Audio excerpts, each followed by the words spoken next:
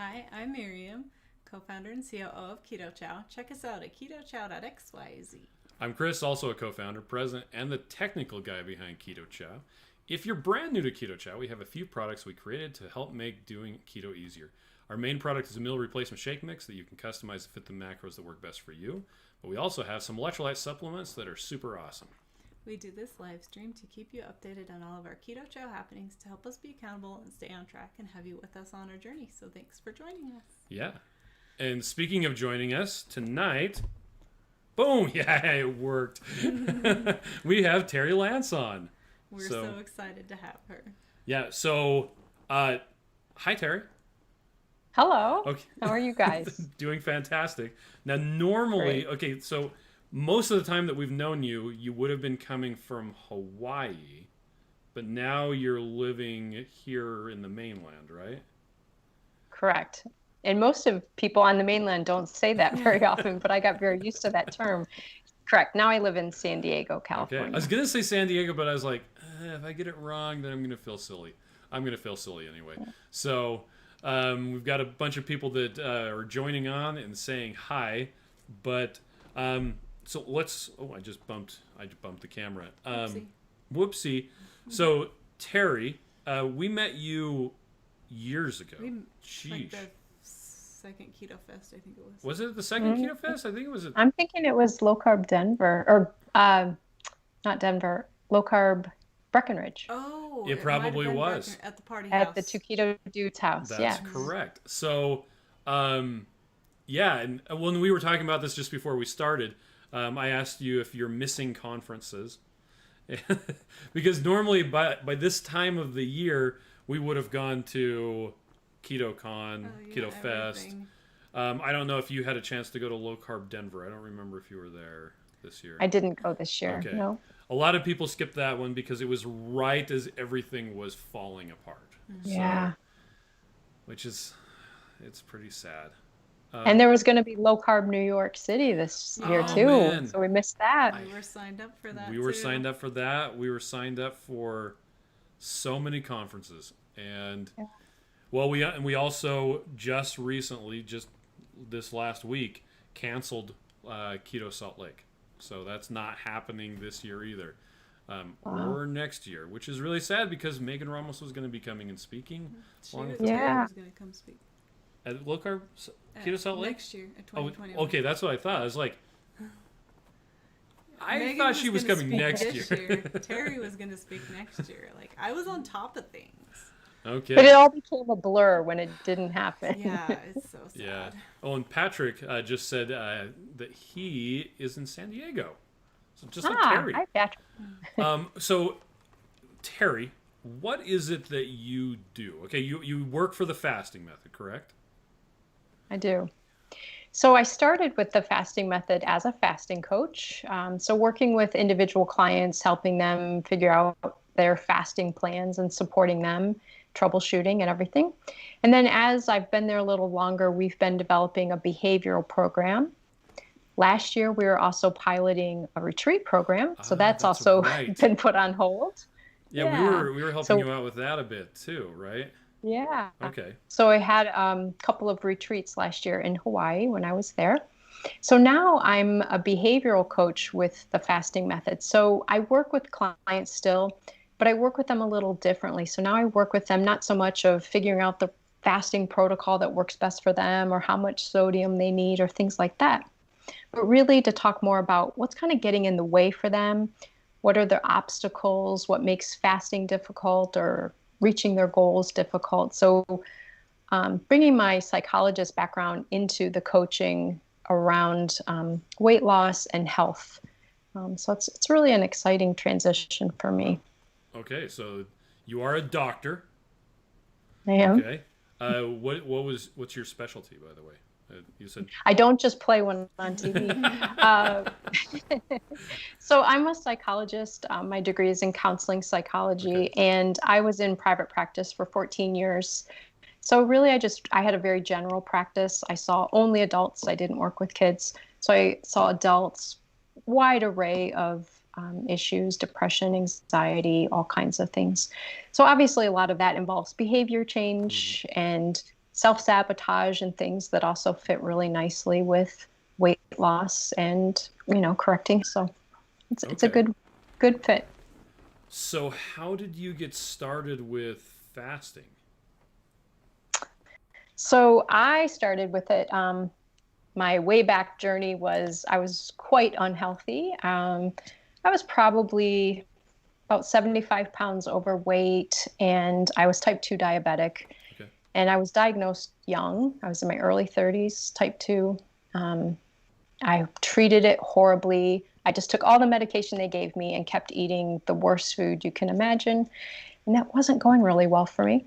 So eventually I changed how I was eating. I did the Whole30. I transitioned and did paleo way of eating for a couple of years. I did pretty well, but for me, that was still a little bit too high carb in the way I was doing it for my body. So I transitioned to ketogenic way of eating. And then a few months into that, I started fasting. And when I started fasting, it was 3 days. I thought, okay, this is what everyone's doing. So I jumped into 3-day fasts. And then I did that for about a year, maybe once a month, I would do a fast. And then eventually I got to work with Megan Ramos as a coach for a few months and worked on some other protocols and things.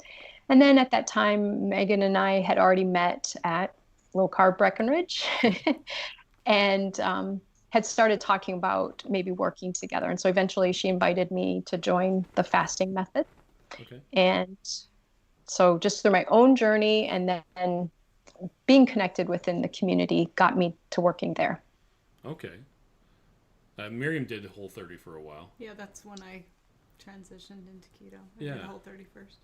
So Nice. Chris was on keto and I was Whole30, and the kids were kind of whatever, half sad, half healthy. And Standard American diet. Yeah. I got sick of making 3 meals, so we just all kind of went keto. Nice. Yeah. Well, so that's interesting that's kind of how you came about it. So you were actually living it yourself.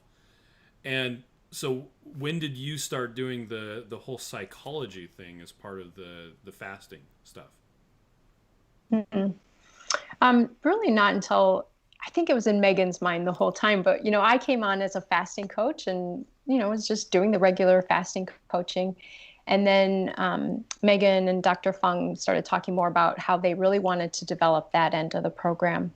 Because at some point, we have more and more people coming in knowing a lot about fasting. They've read the books, they're in the Facebook groups and things. And so really the next step for a lot of people is, what do I do when I lose motivation? What do I do when I reach my goal? How do I keep going? Okay. And then even people just struggling. And so Megan was really pulling me in to help develop a behavioral approach to it. Those who aren't familiar with the fasting method, one of the things we do in our membership community is we have what we call focus groups.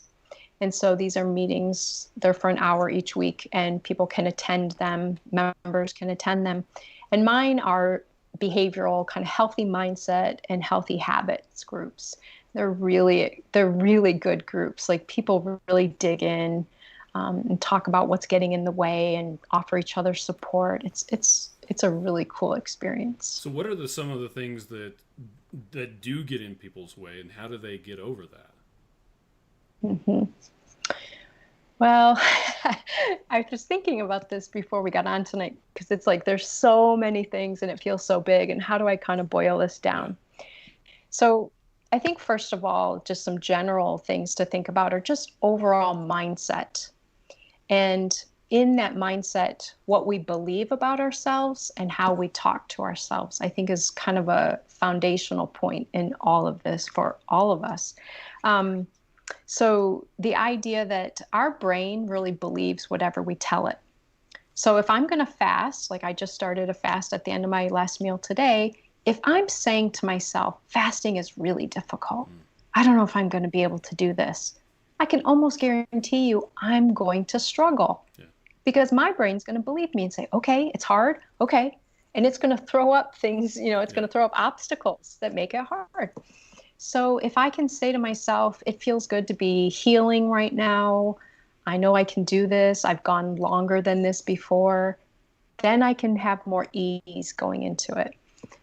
similarly, similarly, that's not just for fasting, but even changing how you eat. If I sit here and say, I just want to eat bread, I just miss bread, I'm going to be miserable. I'm going to think about it all the time.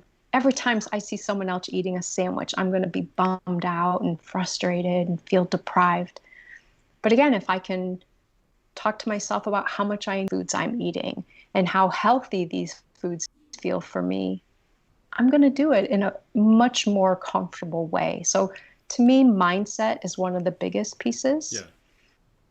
And with that, I think a term of limiting beliefs. A lot of us have beliefs that we learned from a young age that might tell us you can't succeed.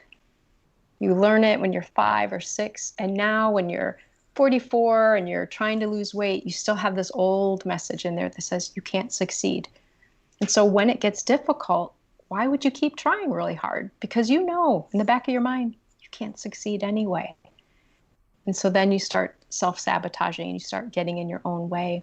So I think it's really important, regardless of what your goal is, health, weight, anything, that you have to really look at, do you have some kind of fundamental beliefs that are getting in your way? So how do you find those? Because, I mean, first you have to find them so that you can deal with them, right? That's right. That's right. So I always recommend to people do some journaling, do some way of kind of keeping track of things. But part of it is, I think, and it sounds a little weird when I say this, but it's really starting to listen to ourselves. Mm-hmm.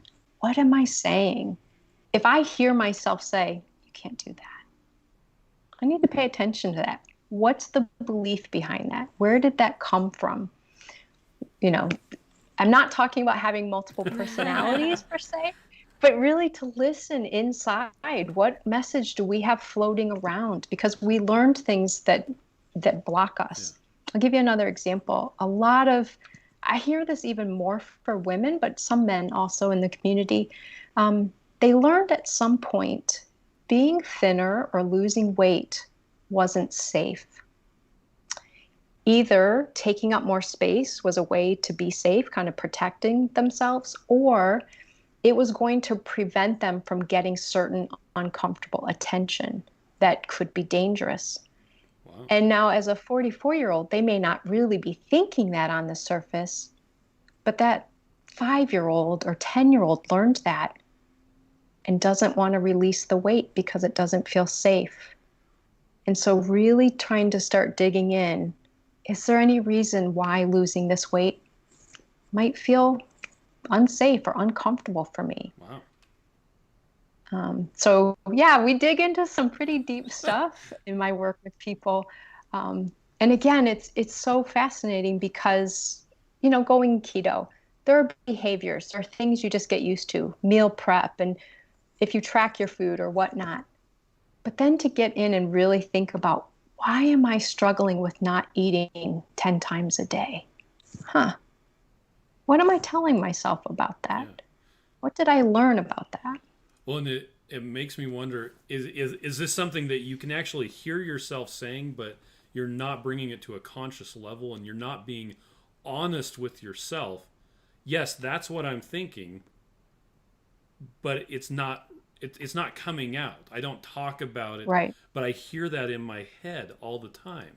Why do I need to go snack? Why every time I have to walk past the fridge, I want to open it and stand there and look inside. Am I bored? Right. Can I just listen to my mind? Do I have to eat everything because when I was 10, my brothers would steal my food? Yeah. What is it? You couldn't leave it on the table or someone would take it. Right. But see, again, what you guys are highlighting is that often by the time we're in our 40s or whatever, that's not what we're thinking about. Mm-hmm. We're like, geez, I have all the food in the world. Why do I feel compelled to open that fridge every time I walk by? Yeah. And so giving yourself that chance to kind of dig in, when else have I felt that way? And that's why these focus groups and the coaching is so cool, because you get a chance to hear yourself say it. Like if I say to someone, you know, have you ever thought about why you feel the need to eat? They're like, well, because when I was growing up, you had to eat or it was going to be gone. Like, oh, Okay. there were 4 Hot Pockets and there were 6 of us. And you had to That's count right. them. And if you left your spot to go to the bathroom, your stuff was gone. So That's right. when you guys do your coaching groups, Mm-hmm. now we're in the era of coronavirus right now. People may be watching this later on, and so they'll be maybe like, oh yeah, I remember that. But is any of this in person or is it all virtual? It's all virtual through the fasting method. It's a completely online program. Okay. So the individual coaching, the focus groups, we have an online forum connected to, it's like a Facebook group, but it's private to just members. So it's all done online. Okay. Are you guys using Facebook for it, or do you have your own thing? Right now we're using Discourse, but we have a new website coming out in a couple of weeks, and it will be connected to the new website. Okay. Yeah, very exciting. So that people don't have to worry about their conversations about why they had to eat being absorbed by Advertising. Right.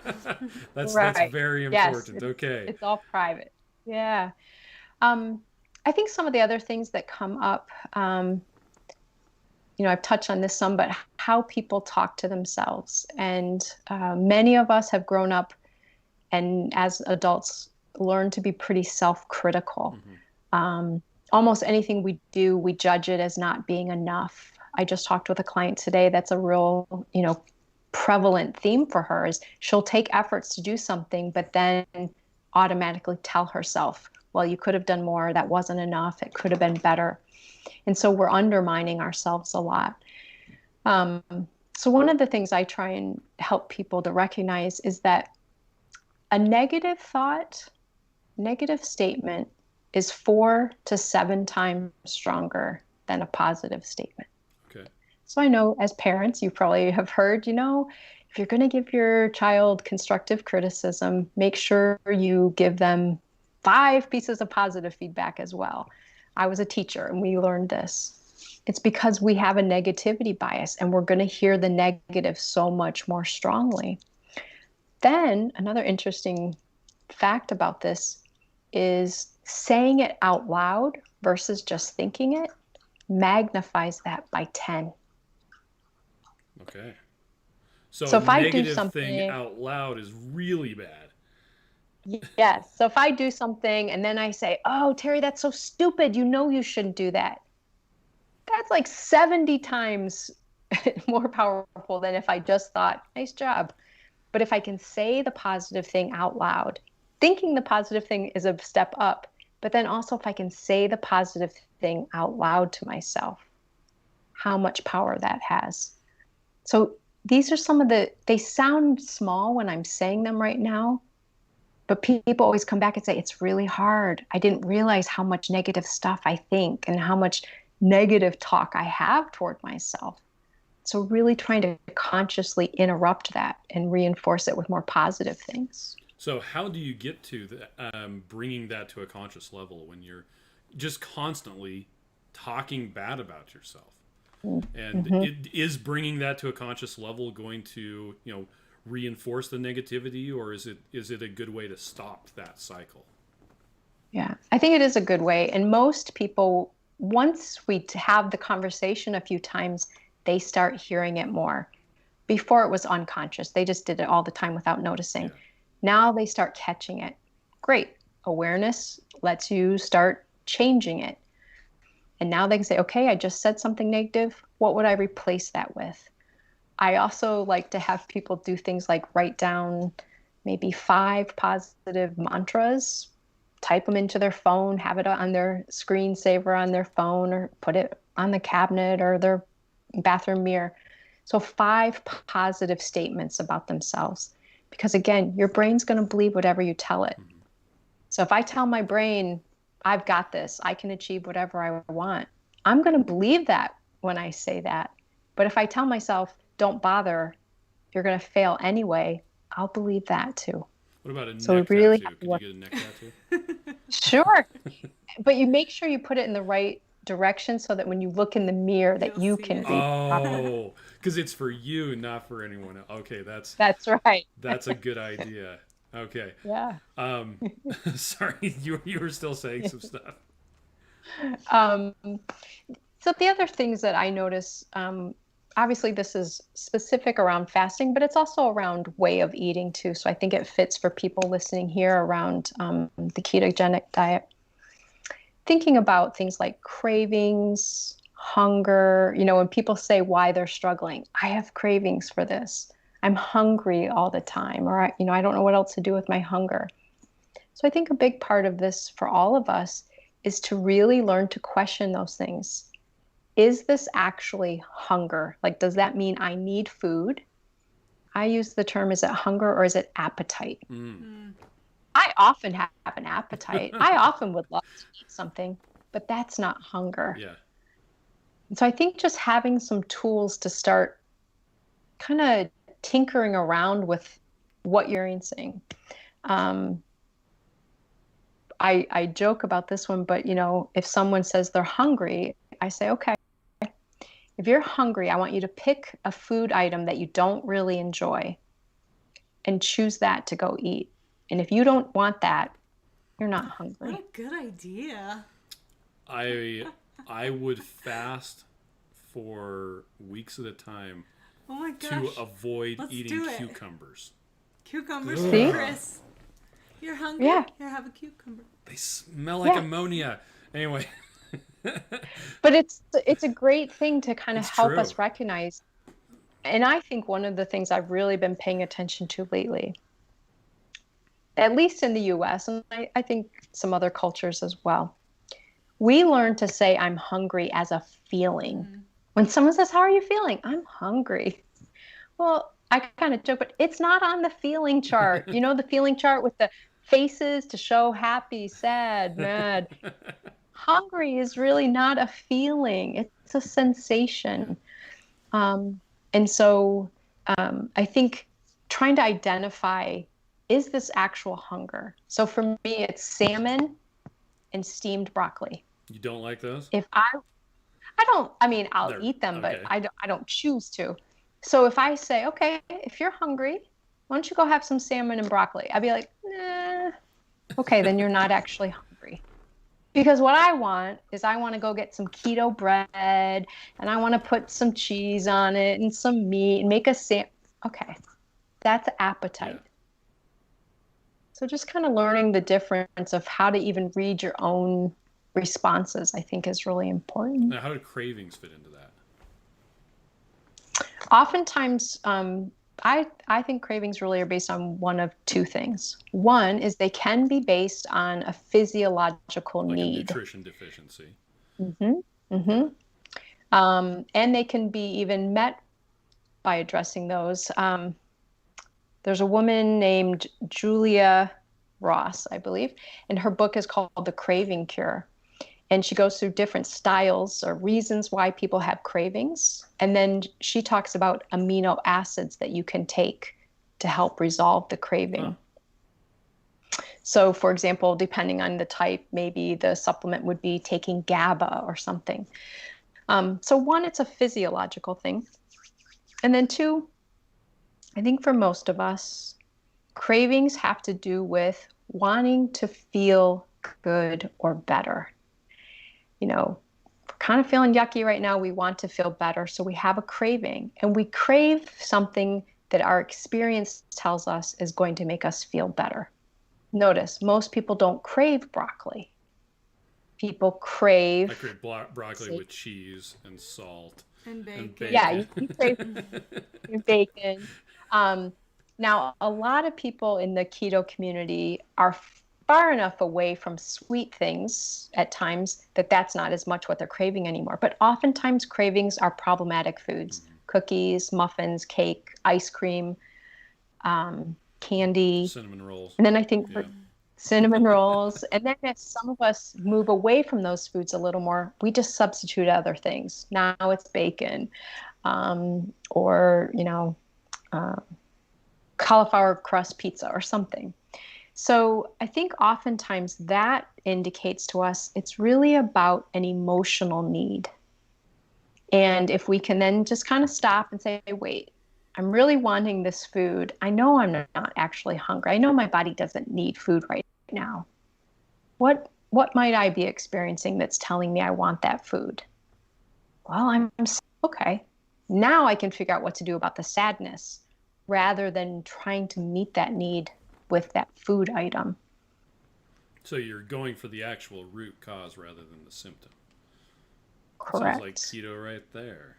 Anyway. Absolutely. Do you guys go through a lot of like workshopping different mechanisms to cope with these things? Right now, the focus groups are the primary way that we do that as a larger community. Okay. I do them obviously with clients individually. And then right now, we're working on developing a program. In our membership program, there's a course that you would take about fasting, maybe about diet. So this one will be about the behavior of these things. So there will be like a course that people can go through to learn different strategies and to gain more understanding. So that's my next task. So are you writing a bunch of what's the word? The stuff that teachers write, Curriculum? course material, Curriculum. Yes. Oh my gosh. Yeah. So doing that and then recording videos, because again, it's all online. Okay. So those will be online courses for members to take. Okay. Yeah.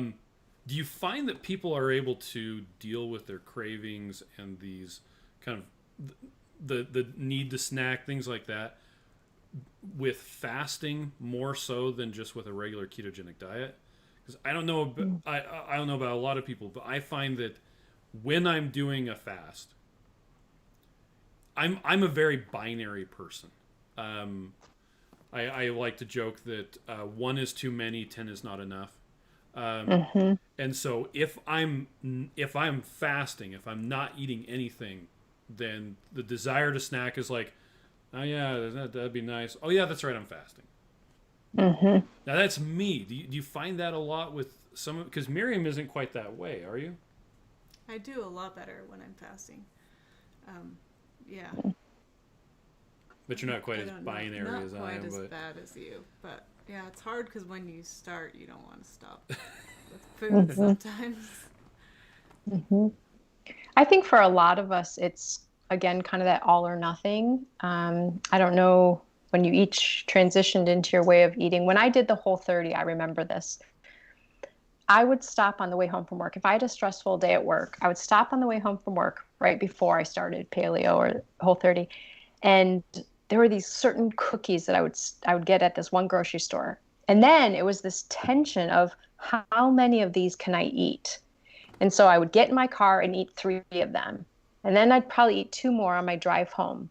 Well, there's only 10 in the pack. I mean, should I really bother taking 5 home? Should I eat them all today? And it was just this ongoing debate. When I started the Whole30, that was gone. I didn't have to have that debate because I didn't stop and get the cookies. So like you said, it was none. Yeah. It took away the question mark. So a lot of people I would see between lower carb or keto way of eating and fasting, some people actually start to lean on the fasting because it does make some of those things easier. They've made a commitment to do this fast, and so snacking or eating something just doesn't fit.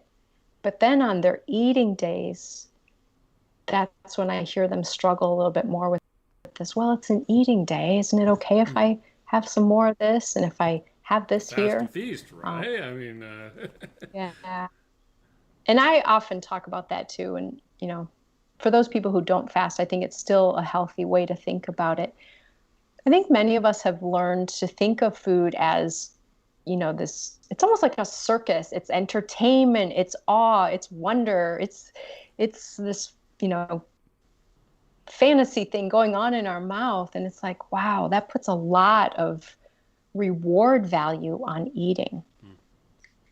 And so in the fasting method, I hear people say, I'm not eating, I'm fasting today. And then eating day, you can see the excitement. It's like, I get to eat today.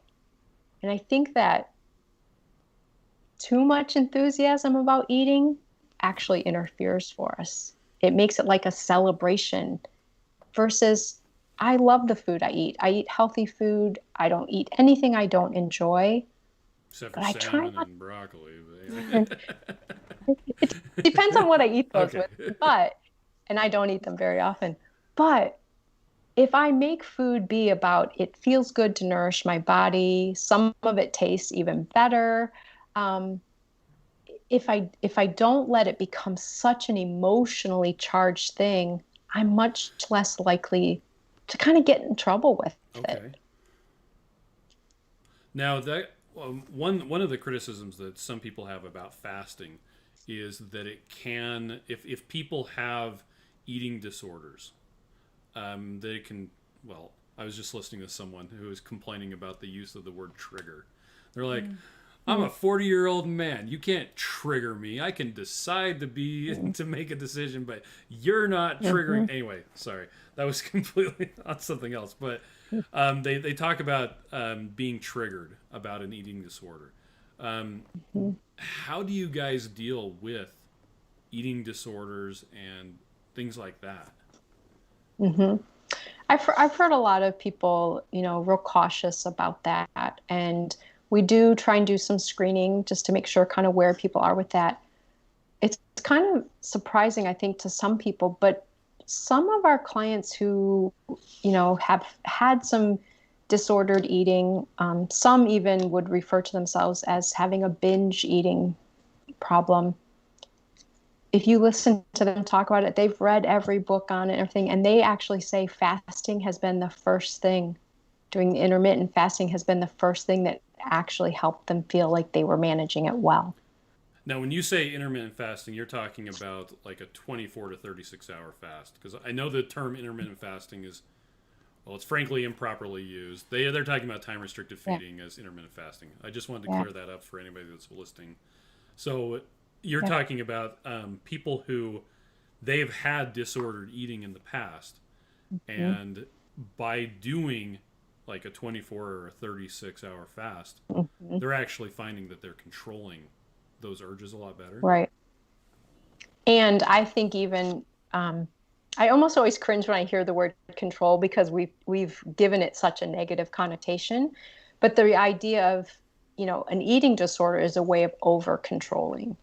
And so I think some people fear that that's what fasting is. It's over controlling, it's overly restrictive. And actually, I find a number of people in the community find it actually freeing. They know they're eating today, they're not eating today. They know they're eating 2 meals. They know they're not snacking. Like it actually almost eases some of that tension or need for control. Because for some people, just kind of leaving it wide open creates that tension and that need to control it. So I definitely think, as with anything, it's not right for everyone, you know. And I think if someone's really kind of actively in like a anorexic or bulimic, still struggling with that, that it's not the right thing for them. But I have found it to be actually very effective for a lot of people who have some eating disorder history or binge eating. Well, and they are kind of physiologically different. Anorexia is typically malnourishment, whereas fasting is you're just like not eating. And our body knows the difference between not enough and nothing. We talked with Megan about that. And our body's able to change our metabolism. If we're not getting any food whatsoever, historically, and with our ancestrally, if I can actually speak, that's something that we would have run into a lot. No food, okay, that's fine. We know what to do with that. Not enough food, well, we also know what to do about that. But fasting is something completely different from malnourishment. Right.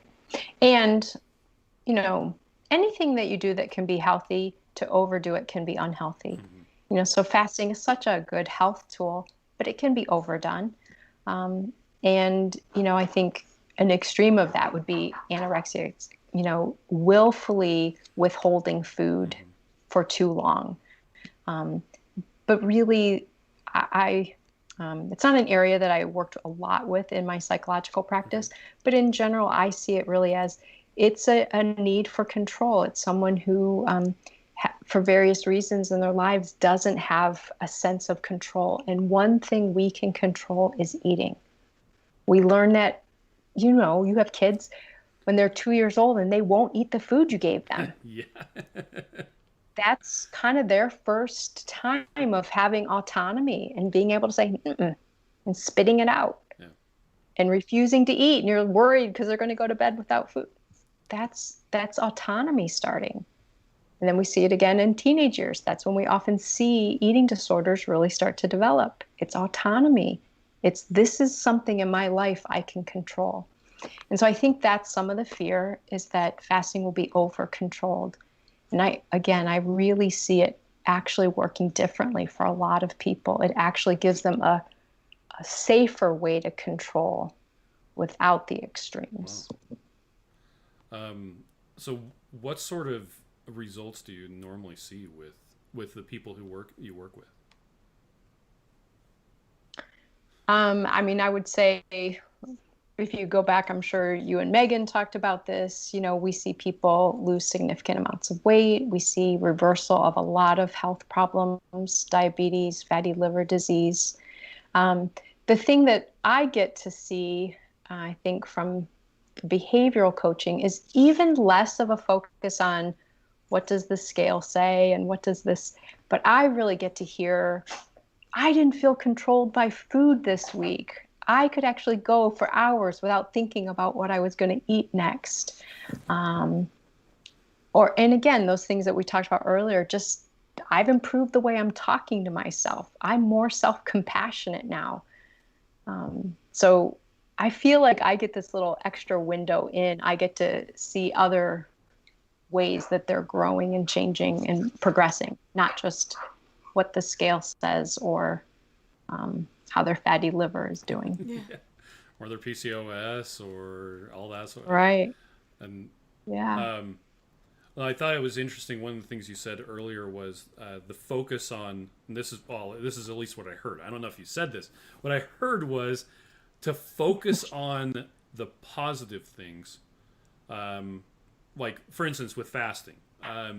Okay, you can't eat. You're missing out on social things. You're all these bad things. Okay, let's completely ignore that. Instead, focus on, I didn't have to cook anything today. I don't have to wash any dishes. I saved tons of money on groceries. Yeah. Well, I got to go play basketball. Well, and it reminded me of some of our friends, Joe and Rachel from Two Crazy Ketos. We did a 72-hour fast with them. And it was actually one of the first 72-hour fasts that we had ever done at the same time as them. And it was so funny. The difficulty, it ebbs and it flows. Sometimes you're just like, this is so hard. And it's because you're thinking about that. It's just like, I can't eat. And other times you're doing stuff and you're not even thinking about it. And it's so easy. You wake up the next morning and you're like, oh yeah, I could do this for like 4 or 5 more days. Let's bring it on. Yeah. But I think where a lot of us struggle is if we don't learn to stop focusing on the challenges of it, they will trip us up. Yeah. Our little negotiator in our head will say, I don't like doing this. I think we should stop. Have a muffin. It's time. Last year when we were doing the retreats in Hawaii, the first day of the fast, we would stay around the house where we were staying, lounge by the pool and things. Then the second day of the fast, we would go on an excursion. So it was a day of distraction. It was a day of being out of the house. We weren't around food, you didn't have your mind on it because it just wasn't around you and you were busy. And then by day 3, we went on another excursion. But by day 3, you're feeling, the benefits of the fast. And so you're really not focused on food then. Can you imagine planning an excursion that you didn't have to plan for meals? It's so great. So we fast every time we travel, always on our travel days. And it has made everything so free. Like you said, it's so freeing. I don't have to worry about what restaurants at this stop. airport or where I have to drive somewhere to get food. It's like, I don't have to eat. Yay. I don't have to be disappointed that the airport only provides almonds, or maybe not even almonds. It's like, I'll just say that for later. Yeah. The one time we had to stop for gas and I needed to go to the restroom. And so I actually had to go into McDonald's, and it was so weird to me. I'm just running into McDonald's to use the restroom, but I'm not buying food because I'm not eating. But it was very freeing, especially on the island where you would have had to plan your food wisely. So yeah, it was really freeing. And I try and help people focus on, today I was talking with a client about when she's really trying to focus more on self-care activities. And, her schedule doesn't really allow for it. And I said, well, think about when you're fasting, how much time you're saving. You're not prepping food, cooking food, eating food, cleaning up food. Yeah. And I said, think about right there, all of that time, that's self-care time that you can use on those days. And so again, kind of thinking about what are the good things that fasting brings me? And then this makes me think of another, I think, probably key topic of any of changing how you're eating is going back to, why are you doing this? Because it's not easy. You're going to run into challenges. And so you have to know that your reason is sound. It has to be something you actually care about. And I think the people who tend to struggle the most are when their why is a time-bound thing that ends. I'm getting so when married they say, in 3 months. Yes. Yeah. And we've all seen it happen 100 times. Yeah. They work really hard. They get married. They go on the honeymoon. And then 3 months later, they've gained back all of the weight. So really making your why something that is sustainable. If you're 62 and you have grandkids and you have diabetes and you want to be 85 watching your grandkids get married, reversing your diabetes is really important. Yeah. And so coming back to your why, because in those moments when it's difficult, you need to have something that's really going to kind of keep pushing you forward. When I was diabetic, this was before I ever changed how I was eating. I was very diabetic. I was on 5 medications, 3 diabetic medications, plus other things. I was 38. Wow. I had the medicine cabinet of a 75-year-old. And they wanted it back. They can have it now. And then I started, and I was stubborn. I thought, oh, screw it. When I get old, they'll know how to cure diabetes. I won't have to worry about any of those negative things. Well, when I was 38, I started getting diabetic neuropathy pain in my thighs. Oh. So it kind of dawned on me, this isn't going to wait until I'm old. And I got to do something about it now. So this was early in, Dr. Google. So I went home and looked it up and found out what it was. And I came back to work the next day, and there was this big table of desserts because clients would bring in all these desserts around the holidays. And I had just been reaching onto that table, grabbing something every time. Again, 5 medications, 3 of them diabetes medications, diabetes still out of control. And I just kept grabbing fudge and cookies and cake and donuts and things. So the next day after I read this, I came in, and when I reached down to grab something off that table, I just said to myself, neuropathy. That was my motivation. I was making a choice. Do you want more neuropathy, or do you want with getting rid of neuropathy? I don't know. Neuropathy sounds pretty good. Yeah. No. Compared to that fudge. And so it really helped me to resist the temptation because I knew my why. And it was a powerful one. I did not like that feeling. And I also read what comes next. I did not want to lose my feet. So all the time before that, I was deluding myself. I was pretending it wasn't going to be bad for me. I just kept eating that stuff. But when I had to be honest with myself and say, no, you are choosing whether you have neuropathy or not at this point, Terri. it made those choices very different. I'm assuming your why now is probably different from that? It's still there. Okay. Because I can very easily be diabetic. Oh, yeah. Okay. You know, it's going to be an ongoing thing for me. I always will have to be careful about that. I don't have the tangible reminder. I don't have neuropathy pain anymore. Yeah. So I don't have that to remind me. But I have to think about, I'm in my 50s now. I still want to be 70 and go hiking and go visit a volcano and stuff. Yeah. I'm not going to do that if I let myself get back to that place of being unwell again. One of our friends, he has gout. If he eats anything with sugar in it, he says, just imagine that someone's smashing your toe with a hammer. It's like, pain's a really good motivator. Yeah. Yeah. So, how would, when people, let's talk about the fasting method. So you're one part of the fasting method, correct? Mm-hmm. So how do people get involved in the fasting method? Like what goes on with that? Mm-hmm. So the first level, sorry, my dog is starting to climb into my lap. She makes an appearance here.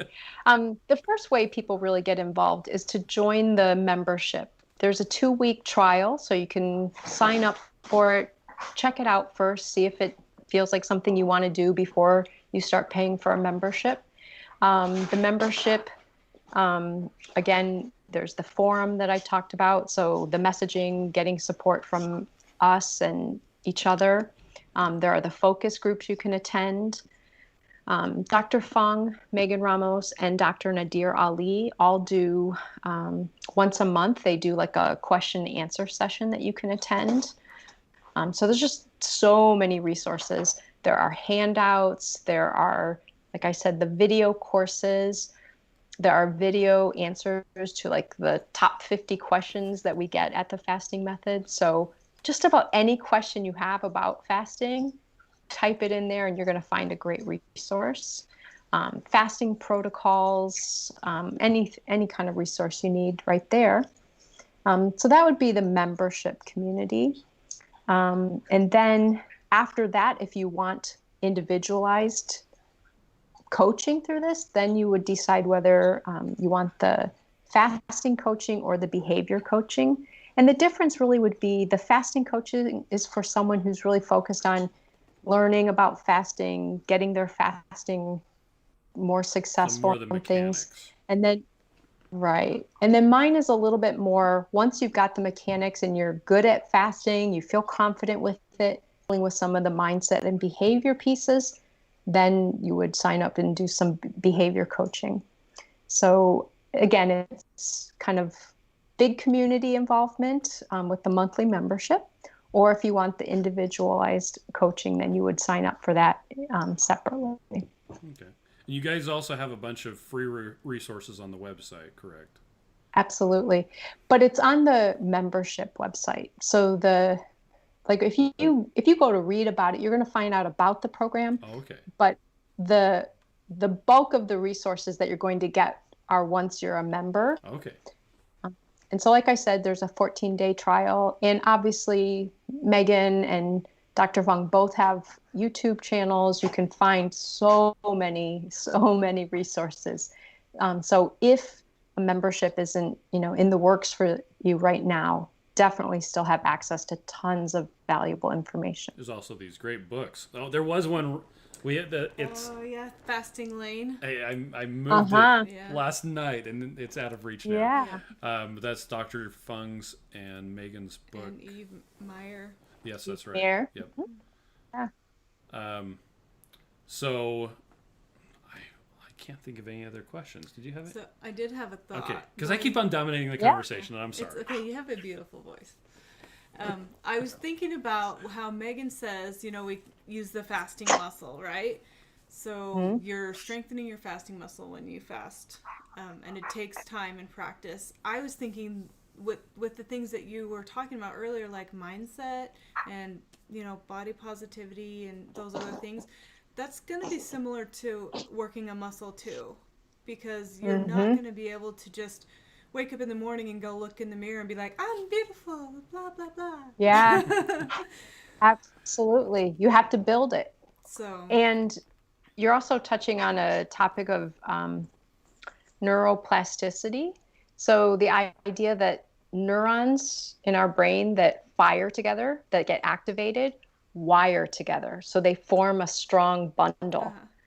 And so if the negative ones are firing, they're going to wire together. And that's going to be a really strong pathway for them. So it's going to be the one we go to more naturally. Yeah.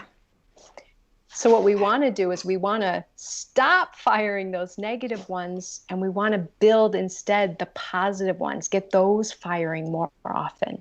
So it's not going to be like a light switch that you just say, okay, I'm not going to say negative things to myself anymore. Like you really have to stop doing the negative and start building the positive in. Absolutely. So build those positive neuron pathways. Yeah. Yes. Yes, absolutely. It also reminded me of something else that I often say to people, talking about like maybe a ketogenic way of eating or fasting, but thinking about it as this is part of your identity. Because I think a lot of people originally may think about it as it's a diet. It's something you'll do for a little bit of time. Well, we know that doesn't work. It does work for a little bit of time, and then you go back to your old ways, and it doesn't. So really, the whole thing that you guys are doing here is about helping people succeed and continue to succeed with it. And so I think part of that is taking it on as part of how you see yourself now. And when I first started changing how I was eating, I remember a good friend said to me, and she was vegan, and she said, look, when you eat differently, it becomes part of who you are. And she said, so every day, every time I make decisions about food, I'm choosing vegan food. When friends ask where we're going to go eat, I choose vegan food there. And if you think about it, I don't know any vegans who on Saturday they say, oh, cool, I'm going to get a burger today. No, because choosing a vegan way of eating is how, it's part of their identity. And so I truly believe that to really do this long term, and maybe that's why we love the conferences so much, because we all share that identity. There's it's people that's like how me we eat. who are weird like me. Yeah. Yeah. But, going to Keto Fest and going to those restaurants where they had keto options. You didn't have to give 14 special instructions. You could just order the keto option. The jar of bacon, and they would bring it out. And then everybody else would say, I want a jar of bacon. Absolutely. But again, to think of it, this is part of who I am now. When people say, well, how come you haven't gone back to your old way of eating? It's like, because that's not me anymore.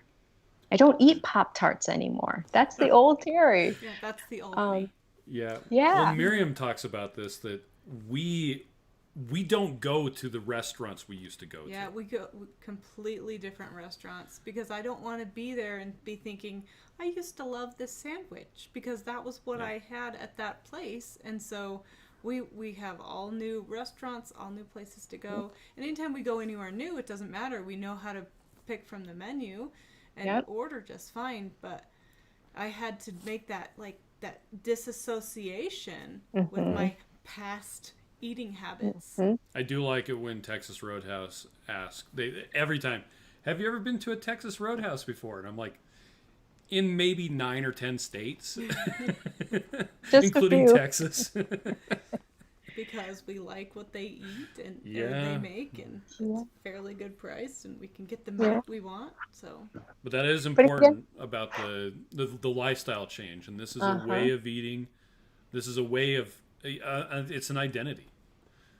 And I often hear people say, I do really well during the week, and then I think I blow it on the weekends. And I really just try and encourage, again, this isn't a weekday thing. This is part of who you are now. This is your lifestyle.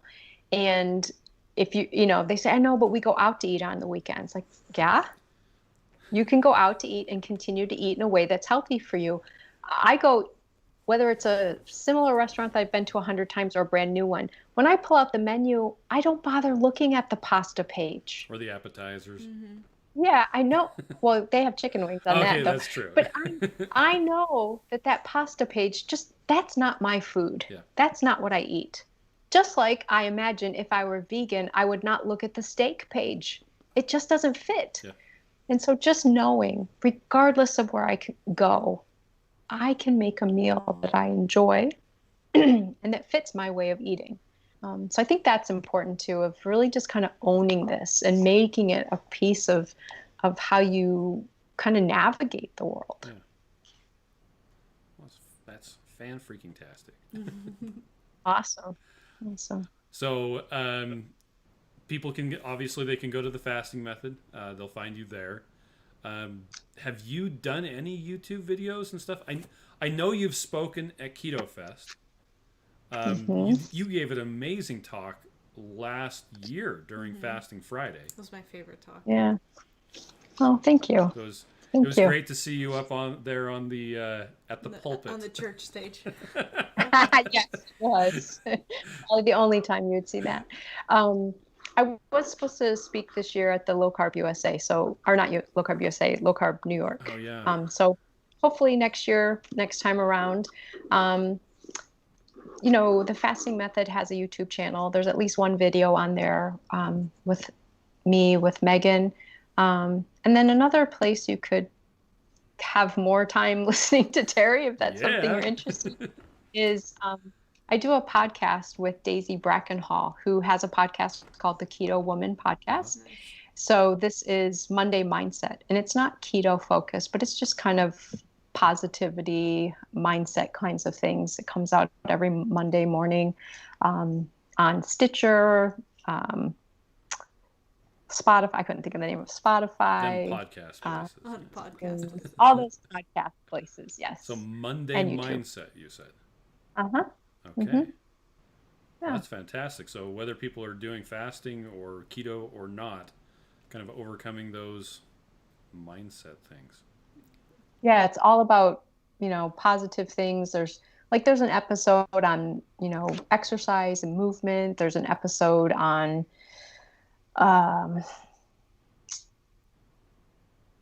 learning to read more quickly, just all kinds of different topics. So very much not keto or fasting focused. Okay. Well, thanks so much for joining us tonight, Terri. Absolutely. Good to see you guys. Okay. Well, hopefully we'll be back in the conference thing, right? Someday. That's right. Okay. Well, you have a fantastic night, and thanks to everyone who joined us as well. So, there's the dog. That was Chris growling. Okay, maybe it was. No, it wasn't. Okay. We'll say goodbye then. Thank you. Bye.